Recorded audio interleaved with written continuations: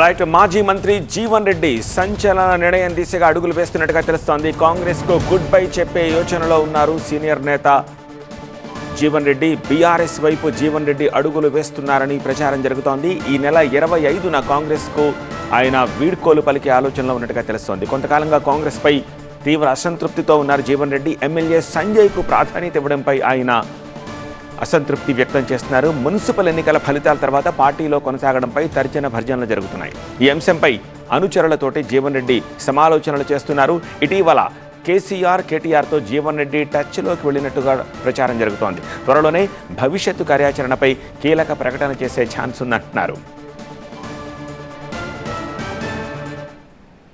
ఏ అంశమైనా కానీ మీకు తెలియకుంటే ఇది జరగదు. ఈ అంశం మీకు తెలియకుంటే ఇది జరగదు. సరే, నేను మున్సిపల్ ఎన్నికల ఫలితాలు వెలువడ్డ నాడే చెప్పాను. నేను అంటే చైర్పర్సన్ ప్రకటింపబడ్డ నాడే కాంగ్రెస్ పార్టీలో కొనసాగడం కొంత ఆలోచించుకునే పరిస్థితి ఏర్పడ్డది అని చెప్పి నానాడే చెప్పాను. అంతే తప్పేదైతుంది కదా, దాని ఫర్దర్ ఇంతవరకు ఏం మూమెంట్ లేదు. చూద్దాం, లెటర్స్ సి. ఏది ఉన్నా కానీ ఏదైతుందో మా మిత్రులు ఉన్నారు, మీరు ఉన్నారు. సమయం సందర్భం వచ్చినప్పుడు ఏదైతుందో ఏ నిర్ణయం తీసుకున్నా మీ ద్వారానే విలువ. మరింత సమాచారం మా ప్రతినిధి సంపత్ అందిస్తారు. సంపత్, అనుచరులు ఏం చెప్తున్నారు? పార్టీని వీడడం ఖాయమని చెప్పేసి చెప్తున్నారా? కాంగ్రెస్ నుంచి ఎవరు బుజ్జగింపు రాజకీయాలు చేయట్లేదా? బీఆర్ఎస్తో టచ్లోకి వెళుతున్నారు అన్న వార్త కూడా వస్తుంది కదా. బీఆర్ఎస్ నుంచి ఏమైనా రియాక్షన్స్ వస్తున్నాయా? అంటే మెజార్టీ కాంగ్రెస్ నేతలు మాత్రం దీనికి అవుననే సమాధానం ఇస్తున్నారు. ఈరోజు ఉదయం 7 గంటల నుంచి కూడా మాజీ మంత్రి జీవన్ రెడ్డి ముఖ్యమైన నేతలు కార్యకర్తలతో ఫోన్లో మాట్లాడారు. అంటే గత 4-5 నుంచి కూడా చర్చ జరుగుతుంది, ప్రచారం అయితే జరుగుతుంది. ముఖ్యంగా మున్సిపల్ ఎన్నికల్లో తనకు అన్యాయం జరిగింది, తన అనుచరులకు ఎవరికి బీఫామ్ టికెట్ ఇవ్వలేంటి గతంలోనే అసహనం కూడా వ్యక్తం చేశారు. చివరికి జగిత్యాల మున్సిపల్ చైర్పర్సన్ కూడా తన అనుచరులకు ఇవ్వలేదంటూ కూడా ఆయన తీవ్రమైన ఆవేదన వ్యక్తం చేశారు. దీంతో ఖచ్చితంగా తను పార్టీ వీడుతానంటూ కూడా వారం రోజుల కిందే కొంత మీడియాకు సంకేతాలు ఇచ్చారు. ఈరోజు ఉదయం నుంచి కూడా జగిత్యాల కీలకమైన పరిణామాలు అయితే జరుగుతున్నాయి. ఎవరైతే అతనితో 2 దశాబ్దాల నుంచి ఉన్నారో వారందరూ కూడా ఫోన్ చేశారు. ఇక మనం కాంగ్రెస్లో ఉండలేము, ఖచ్చితంగా బీఆర్ఎస్కు వెళ్ళే అవకాశం చెప్పే ప్రయత్నం చేశారు. కొంతమంది బీజేపీకి వెళ్ళాలంటూ కూడా సూచించినప్పటికైనా తిరస్కరించారు. ఎందుకంటే వచ్చేది బీఆర్ఎస్ ప్రభుత్వం కావచ్చు, మీరు ఖచ్చితంగా మనం బీఆర్ఎస్కి వెళ్దామని చెప్పే ప్రయత్నం అయితే చేస్తారు. ఈ నెల 25వ తేదీన కీలకమైన నిర్ణయం అయితే తీసుకుంటారు. పార్టీకి రాజీనామా చేసిన ఒక ప్రచారం అయితే సాగుతుంది. ఇంతకుముందు మన జీవన్ రెడ్డికి ఫోన్లో మాట్లాడే ప్రయత్నం చేశారు, కానీ ఫోన్లు లిఫ్ట్ చేయలేదు. అదేవిధంగా రమణ, ముఖ్యంగా బీఆర్ఎస్ సంబంధించిన కీలక నేత రమణ కూడా జీవన్ రెడ్డితో సంప్రదింపులు జరిపారు. జీవన్ రెడ్డి తనయుడు రామచందర్ రెడ్డిని వచ్చే ఎన్నికల్లో బరిలే దింపేందుకు ఒక ప్లాన్ అయితే జరుగుతుంది. ఎందుకంటే ఎప్పుడైతే తన ప్రత్యర్థి సంజయ్ కుమార్ కాంగ్రెస్ కండువా కప్పుకున్నాడో అప్పటి నుంచి ఇద్దరి మధ్య తీవ్రమైన విభేదాలు ఉన్నాయి. గత 2 సంవత్సరాలుగా విమర్శలు ప్రతి విమర్శలు కూడా చేసుకుంటున్నారు. తనకంటే ఎక్కువ సంజయ్కి ప్రయారిటీ ఇస్తుందని చెప్పి కూడా ఆవేదన వ్యక్తం చేస్తారు. అనేకమైన బుజ్జగింపు రాజకీయాలు సాగినప్పటికీ కూడా జీవన్ రెడ్డి మాత్రం ఎక్కడ కూడా తగ్గలేదు. ఖచ్చితంగా సంజయ్ కుమార్కు ప్రయారిటీ ఇవ్వకూడదు, ఎందుకంటే నేను 4 దశాబ్దాలుగా కాంగ్రెస్ కోసం పనిచేస్తున్నాను, అందుకోసం ఖచ్చితంగా తమ కాంగ్రెస్ కార్యకర్తలకు నేతలకే ప్రయారిటీ ఇవ్వాలంటూ కూడా అధిష్టానం దగ్గర చెప్పారు. ఈరోజు జరుగుతున్న పరిణామాలు మాత్రం అధిష్టానం ఎక్కడ కూడా జోక్యం చేసుకోలేదు. ఇంతవరకు జీవన్ రెడ్డి కూడా ఎవరితో కూడా ఫోన్లో సంప్రదింపులు అయితే జరపలేదు. గతంలో ఢిల్లీలో కూడా బుజ్జగింపు జరిగినప్పటికీ, అంతేకాకుండా ముఖ్యమైన ఇటు లోకల్ మంత్రి అయిన శ్రీధర్ బాబు, అదేవిధంగా లక్ష్మణ్ కుమార్ కూడా గతంలో మాట్లాడారు. కానీ ఈసారి కూడా ఎవరు మాట్లాడే అవకాశాలు కనబడతలేదు. ఎందుకంటే తనకు రాజ్యసభ వస్తుంది అనుకున్నా రాజ్యసభ రాలేదు. అంతేకాకుండా మున్సిపల్ ఎన్నికల్లో తనకు అన్యాయం జరిగింది. గతంలో ఎమ్మెల్సీ అంటే దాదాపున కాంగ్రెస్ మొండే చేయి చూపిస్తుంది కాబట్టి ఖచ్చితంగా నీకు కాంగ్రెస్లో ఉండలేని చెప్పే విషయాన్ని అయితే చెప్పారు. కొంతమంది కార్యకర్తలను నచ్చజెప్పే ప్రయత్నం చేస్తారు. ఎందుకంటే మనకు ఒక 2 సంవత్సరాల సమయం ఉంది, కొంత మీరు వెయిట్ చేయమని చెప్పినప్పటికైనా తిరస్కరిస్తున్నాను. ఎందుకంటే ఏదో ఒక నిర్ణయం తీసుకోవాలి, మనం ఖచ్చితంగా నిర్ణయం తీసుకొని ప్రజల్లోకి వెళ్ళాలి. తరచూ మనము అధిష్టానం పైన ఆరోపణలు చేస్తున్నాం కాబట్టి ఖచ్చితంగా మనం బీఆర్ఎస్కు వెళ్ళాలంటూ కూడా ఆయన చెబుతున్నారు. ఈ క్రమంలో అంటే వారం రోజుల క్రితమే కేసీఆర్ కూడా మాట్లాడి మనకు సమాచారం ఉంది, కేటీఆర్ కూడా మాట్లాడారు. అక్కడ ఉన్న కీలకమైన పరిణామాలు 2028 అసెంబ్లీ ఎన్నికల్లో ఎవరికి టికెట్ ఇవ్వాలంటే ముఖ్యంగా జీవన్ రెడ్డి బరిలోకి దిగుతారా, లేకపోతే తనయుడు రామచంద్ర రెడ్డి బరిలోకి దిగుతారు. ఈ మొత్తం అంశాలు కూడా ఇప్పటికే తెరపైకైతే వచ్చాయి. 25 కీలకమైన నిర్ణయం తీసుకుని 6 రోజులకు రాజీనామా చేస్తే ఎందుకోసం రాజీనామా చేసే విషయాన్ని కూడా ప్రజలకు చెప్పే అవకాశం అయితే ఉంది. ఇప్పటివరకైతే ఇటు కాంగ్రెస్ నేతలు కావచ్చు, బీఆర్ఎస్ నేతలు మాత్రం చెప్పట్లేదు. జీవన్ రెడ్డి కూడా చాలా సైలెంట్గా ఉంటున్నారు. ఎందుకంటే మెజార్టీ సంబంధించిన నేతలు కార్యకర్తలతో మాట్లాడిన తర్వాత నిర్ణయం అయితే తీసుకుంటాడు. అంతేకాకుండా వాట్సాప్ గ్రూప్ మొన్నటిదాకా జగిత్యాల కాంగ్రెస్ ఉండేది, అది కూడా చేంజ్ చేశారు. ముఖ్యంగా టీజేఆర్ కూడా పెట్టిన పరిస్థితి మనకు కనబడుతుంది. ఎందుకంటే ఖచ్చితంగా అతడు పార్టీ నుంచి బయటికి వెళ్తున్న క్రమం ఉన్నాయి. ఇలాంటి నిర్ణయం తీసుకున్నట్టు కూడా ఈరోజు మనకు సంకేతాలు వస్తున్నాయి. ఉదయం నుంచి కూడా చాలా వరకు జగిత్యాల అస్సాం సంబంధించిన రాయకల్లు, అదేవిధంగా జగిత్యాల అర్బన్ ముఖ్యమైన నేతలు అతనితో 4 దశాబ్దాలు ఎవరైతే పనిచేస్తున్నారో ముఖ్యమైన నేతలతో కూడా నేరుగా అతడే ఫోన్లో మాట్లాడారు. మనం ఖచ్చితంగా మనకు టైం ఆస్థానమైంది, ఖచ్చితంగా మనం పార్టీని వెళ్ళిపోవాలని చెప్పి కూడా ప్రయత్నం చేస్తున్నాం. కాబట్టి మీరు ఏమంటారని చెప్పి కూడా జీవన్ రెడ్డి వారితో మాట్లాడే పరిస్థితి మనకు కనబడుతుంది. మొత్తానికి మరి ఈ 2 రోజులు ఎలాంటి కీలకమైన నిర్ణయాలు తీసుకుంటారు, మరి కాంగ్రెస్ అధిష్టానం మరోసారి జీవన్ రెడ్డితో మాట్లాడుతుందా లేదా వేచి చూడాల్సిన పరిస్థితి ఉంది జగిత్యాలలో. Right Sampath. Coming to third news, ఏపీలో గ్యాస్ సరఫరాపై మంత్రులతో టెలికాన్ఫరెన్స్ నిర్వహించారు సీఎం చంద్రబాబు. ఏజెన్సీల నుంచి గ్యాస్ సప్లై, పలు చోట్ల ప్రజల ఆందోళనల నేపథ్యంలో ఈ భేటీకి ప్రాధాన్యత సంతరించుకుంది. రాష్ట్ర ప్రభుత్వం వైపు నుంచి ఏం చేయాలో, ఎంత చేయాలో అంతా చేయాలని ముఖ్యమంత్రి చంద్రబాబు మంత్రులకి సూచించారు. కేంద్ర ప్రభుత్వంతో సమన్వయం చేసుకుని ఎలాంటి సమస్యలు లేకుండా ముందుకెళ్లాలన్నారు. హోటల్ సహా భాగస్వామ్య పక్షాలతో మాట్లాడి వాస్తవ పరిస్థితికి అనుగుణంగా ప్రణాళిక రూపొందించాలని మంత్రులకి చంద్రబాబు సూచించారు. ప్రజలు ఎలాంటి ఆందోళన చెందకుండా చూడాలని ఆ బాధ్యత ప్రభుత్వంపై ఉందని తెలిపారు. పూర్తి అప్డేట్స్ అందించడానికి మా చీఫ్ రిపోర్టర్ నాగరాజు లైవ్ లో సిద్ధంగా ఉన్న. నాగరాజు, కేబినెట్ భేటీ జరిగినట్టు తెలుస్తోంది, సబ్ కేబినెట్ భేటీ. మరి ఈ భేటీలో ప్రధానంగా ఎలాంటి అంశాలు చర్చకొచ్చాయి, ఏం చెప్తున్నారు సీఎం? మంత్రులు అచ్చెన్నాయుడు, అదేవిధంగా పయ్యావుల కేశవ్ కూడా ప్రధానంగా రాష్ట్రంలో ఉన్న పరిస్థితుల మీద కూడా మొత్తం డేటా తీసుకొని డేటా ఆధారంగా సమీక్ష చేయడం జరిగింది. రాష్ట్రంలో మొత్తం 161 లక్షల ఎల్పీజీ కనెక్షన్లు ఉన్నట్లుగా కూడా ఇక్కడ సమాచారం ఉంది. అదేవిధంగా 12వ తేదీ నాటికి 17,962 మెట్రిక్ టన్నుల ఎల్పీజీ నిల్వ ఉన్నట్లుగా కూడా గుర్తించారు. మొత్తం మీద ఎప్పటికిప్పుడు ఇతర కంపెనీల నుంచి, అంటే మొత్తం 3 కంపెనీలు గ్యాస్ సప్లై చేస్తున్నాయి కాబట్టి ఆయా కంపెనీలు ఎప్పుడెప్పుడు ఏ విధంగా సప్లై చేస్తున్నాయి, ఎంత టైంలో సప్లై చేస్తున్నాయి, అంటే ఇప్పటికే ఒక ఎస్ఓపి లాగా ఒక ప్రొసీజర్ అయితే ఇచ్చారు. ఏదైతే 21 రోజులు ఉన్న గ్యాస్ బుకింగ్ని 25 రోజులకు మార్చడం జరిగింది. రూరల్లో అయితే 45 రోజులకు మార్చారు. అదేవిధంగా 2 గ్యాస్ సిలిండర్లు ఉన్నట్టయితే 32 రోజుల గ్యాప్ అయితే ఉంటుంది. వీటన్నిటి నేపథ్యంలో ఆయా కంపెనీలు గ్యాస్ డెలివరీ టైం ఎంత తీసుకున్నాయి. ప్రధానంగా గతంలో అయితే బుకింగ్ అయిన వెంటనే గ్యాస్ వచ్చేది, కాకపోతే ఇప్పుడు 2 నుంచి 5 రోజుల సమయం ప్రధానంగా పడుతుంది. అయితే కంపెనీల్లో కూడా కొంత వేరియేషన్ ఉంది. ఒక్కొక్క కంపెనీ ఐఓసీఎల్ కావచ్చు, బీపీఎల్ కావచ్చు, అదే హెచ్పీసీఎల్ కావచ్చు, ఒక్కొక్క కంపెనీ ఒక్కొక్క టైం లిమిట్లో ఈ గ్యాస్ సిలిండర్స్ అన్నింటినీ కూడా సరఫరా చేస్తున్న నేపథ్యంలో మొత్తం మీద వాస్తవ పరిస్థితులను చూసి, అదేవిధంగా ప్రయారిటీ సెక్టార్లో గృహావసరాలతో మొదటగా, ఆ తర్వాత ఆసుపత్రులు, ఆ తర్వాత విద్యా సంస్థలు, వీటన్నిటి కూడా, ఎందుకంటే ప్రధానంగా చాలా చోట్ల విద్యా సంస్థల్లో విద్యార్థులు పెద్ద ఎత్తున చదువుకున్న చోట హాస్టల్స్ ఉంటున్నాయి. అదేవిధంగా వాళ్ళందరికీ కూడా ఎందుకంటే ఇప్పటికే వాణిజ్య అవసరాలకు సంబంధించిన గ్యాస్ చాలా కొరతగా ఉంది కాబట్టి అవసరమైతే డొమెస్టిక్, ఏదైతే కొన్ని విద్యా సంస్థలకు సంబంధించి ఇప్పటికే పర్మిషన్స్ ఉంది, వాళ్ళంతా కూడా డొమెస్టిక్ గ్యాస్ సిలిండర్స్ ఉపయోగిస్తుంటే వాళ్ళకి ఖచ్చితంగా ప్రయారిటీ ఇవ్వాల్సి ఉంటుంది. అదేవిధంగా ఆసుపత్రులు కూడా ఇప్పటికే చూసాం, ఎందుకంటే మిడ్ డే మీల్స్ లాంటివి ఎక్కడ కూడా పెడుతున్నారు కాబట్టి వాటన్నిటిలో భోజన సదుపాయాలు ఉన్న చోట ఎక్కడైతే గ్యాస్ కొరత కనుక ఉంటే వాళ్ళందరికీ కూడా భోజనం ఇచ్చే అవకాశం ఉండదు కాబట్టి వాటికి కూడా ప్రయారిటీ బేస్లో ఎక్కడా కూడా గ్యాస్ సిలిండర్స్ కొరత రాకుండా చూడాలని చెప్పారు. అదేవిధంగా గృహ అవసరాల కోసం ఇప్పుడు ఉన్న ఏదైతే ప్రభుత్వం నియమ నిబంధనలు విధించిందో ఆ నియమ నిబంధనలకు అనుగుణంగా కంపెనీలు కూడా పనిచేయాలని చెప్పారు. అంతకుముందు సీఎం కూడా ఇదే విషయంతో మంత్రులతో మాట్లాడుతూ చాలా స్పష్టంగా కేంద్రంతో సమన్వయం చేసుకోవాలి ఎప్పటికప్పుడు, ముఖ్యంగా ఎందుకంటే వాస్తవ పరిస్థితుల ఆధారంగా నిర్ణయాలు తీసుకున్నట్లయితే ప్రజలకు ఇబ్బంది రాకుండా చూడొచ్చు.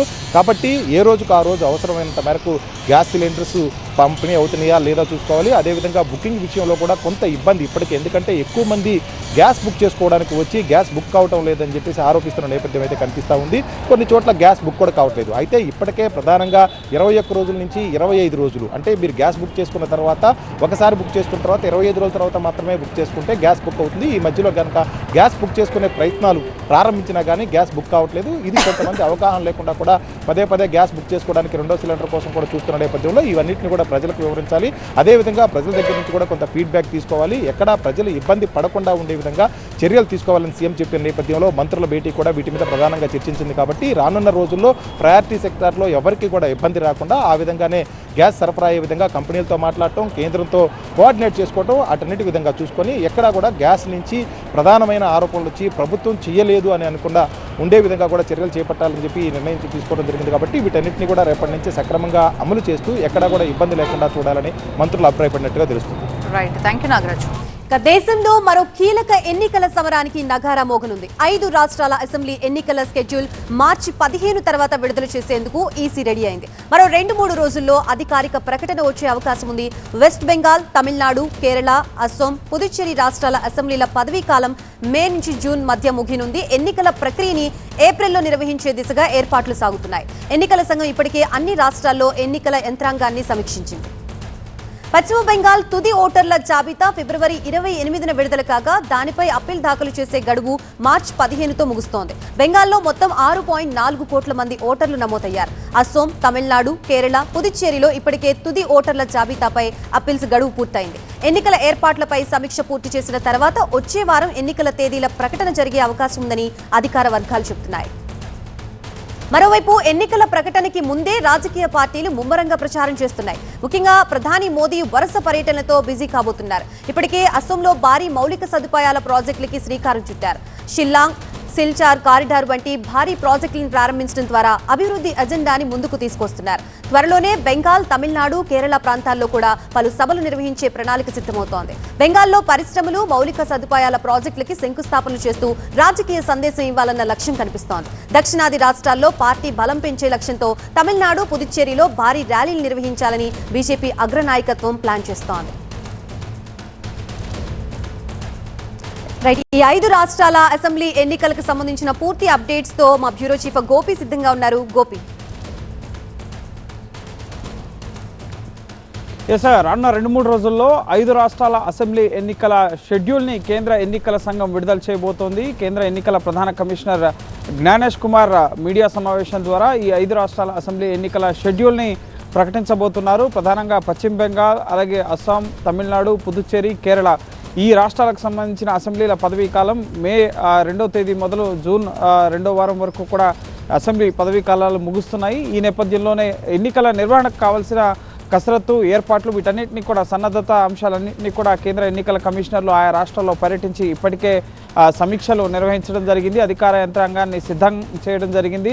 ఓటర్ల జాబితాలు కూడా ఈరోజుతో ఎస్ఐఆర్ గడువు ముఖ్యంగా ఈ రాష్ట్రాలన్నింటిలో ముగిసింది ఇప్పటికే. సో ఈరోజు బెంగాల్కి సంబంధించిన తుది ఓటర్ల జాబితా కూడా విడుదల కాబోతోంది. ఈ నేపథ్యంలోనే ముఖ్యంగా రాజకీయ పార్టీలు కూడా ఎన్నికల ప్రచార కార్యక్రమాలను ముమ్మరం చేశాయి. ప్రధాని నరేంద్ర మోడీ కూడా ఎన్నికలున్న రాష్ట్రాల్లో విస్తృతంగా ఇప్పటికే పర్యటించి ఎక్కడెక్కడైతే అభివృద్ధి ప్రాజెక్టులు, అలాగే మౌలిక సదుపాయాల కల్పనకు సంబంధించి ఇప్పటికే పూర్తయిన ప్రాజెక్టులు, వీటన్నిటి ఇనాగరేషన్స్, అలాగే శంకుస్థాపనలు, ప్రారంభోత్సవ కార్యక్రమాలన్నింటినీ కూడా ప్రధాని నరేంద్ర మోడీ ముగించారు. ఈరోజు పశ్చిమ బెంగాల్లో పర్యటించి సుమారు 18,000 కోట్లకు పైగా అభివృద్ధి కార్యక్రమాలకు, అలాగే భూమి పూజలు, ప్రారంభోత్సవాలు చేశారు. రోడ్లు, అలాగే పోర్టులు సహా రైల్వేస్, ఈ విధంగా వివిధ రంగాలకు సంబంధించి అభివృద్ధి కార్యక్రమాలని ప్రారంభించడం జరిగింది. సో ఖచ్చితంగా ఈ ఎన్నికల్లో బీజేపీ ముఖ్యంగా పశ్చిమ బెంగాల్లో, అలాగే అస్సాంలో, ముఖ్యంగా ఇటు దక్షిణాదిలో అయితే కేరళ, తమిళనాడు, పుదుచ్చేరిలో కూడా మళ్ళీ ముఖ్యంగా పుదుచ్చేరిలో ఎన్డీఏ గవర్నమెంటే ఉంది. ఇటు తమిళనాడులో కూడా విస్తృతంగా ఎన్నికల కార్యక్రమాలని, ప్రచార కార్యక్రమాలని అక్కడ ఉన్న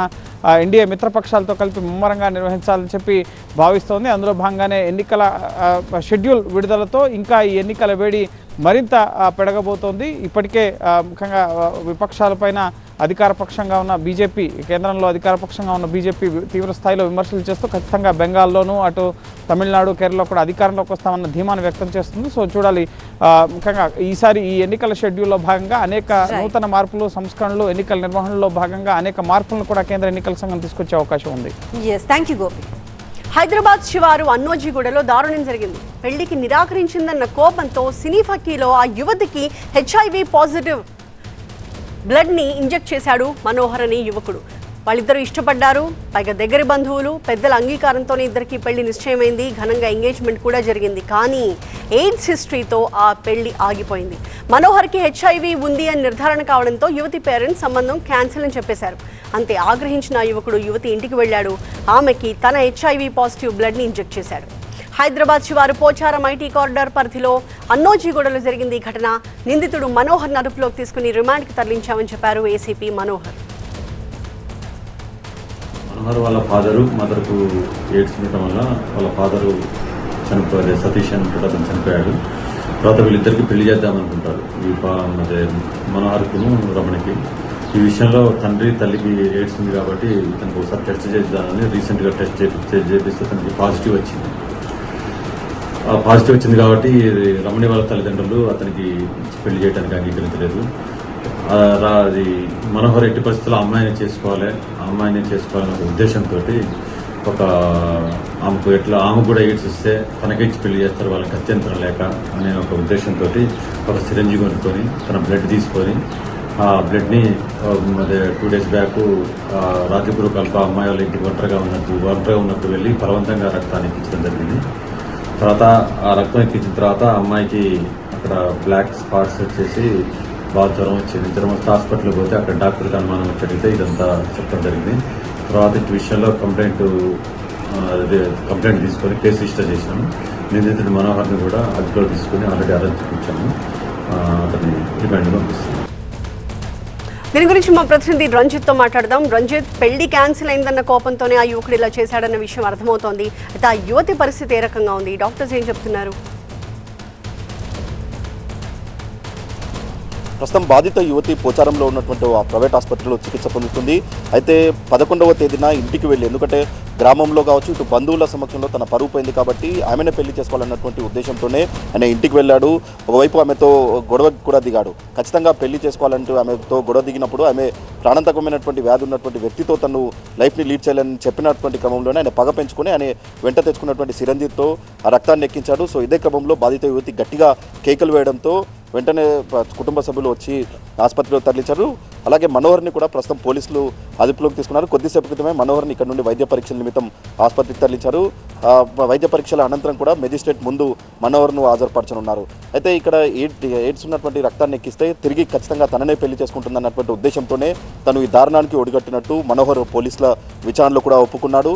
అయితే దాదాపు 11వ తేదీన ఇంటికి వెళ్ళేటువంటి క్రమంలో మనోహర్ ఒక ప్లాన్ ప్రకారమే ఆయన వెంట సిరంజి తీసుకెళ్ళి, ఒకవేళ ఆమె పెళ్లికి నిరాకరిస్తే కనుక ఖచ్చితంగా ఇది ఇవ్వాలన్నటువంటి ఉద్దేశంతోనే అనే ప్లాన్తోనే ఆయన అక్కడికి వెళ్ళినట్టు పోలీసుల విచారణలో ఒప్పుకున్నాడు. అయితే కుటుంబ సభ్యులు కావచ్చు, అలాగే బంధువులలో కూడా తన పరువు పోయింది కాబట్టి తను ఈ దారుణానికి ఒడిగట్టానన్నటువంటి విషయాన్ని చెప్తున్నారు.